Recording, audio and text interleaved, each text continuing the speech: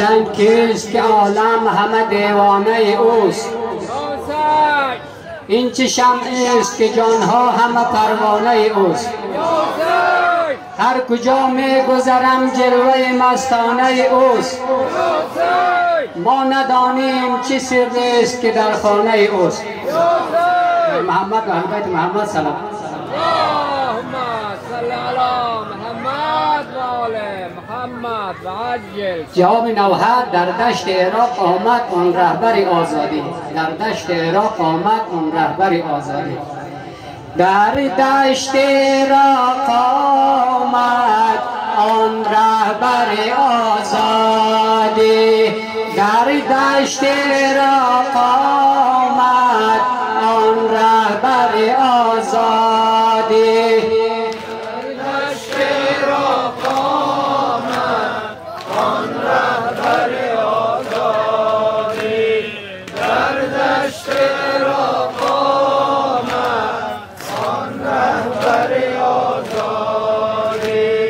با رمز تبسم فاش نگفت و بهرگانه.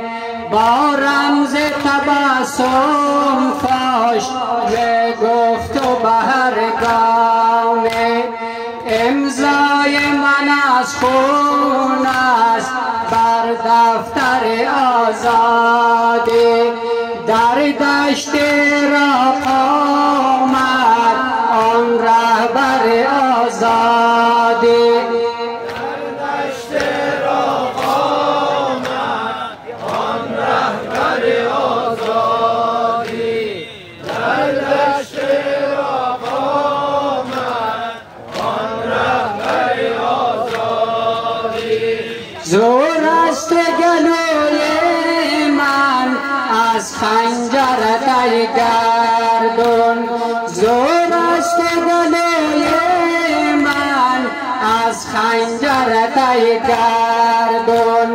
برم رگ استبداد با خنجر آزادی. در دشت عراق آمد آن رهبر آزادی.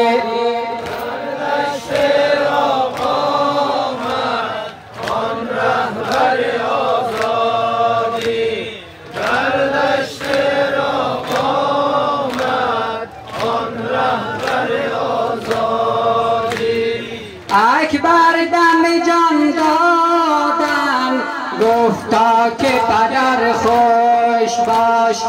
اکبر دم جان دادن گفتا که پدر خوش باش. سراب شدم مستم از ساغر آزادی. در دشت عراق آمد آن رهبر آزادی. در دشت عراق آمد آن رهبر آزادی.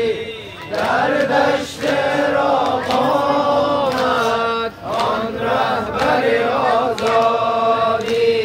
از زیر سم اسپان قاسم به عروسش گفت. از زیر سم اسپان قاسم به عروسش گفت. با یاد تو خوابیدم در بستر آزادی. در دشت عراق آمد آن رهبر آزادی.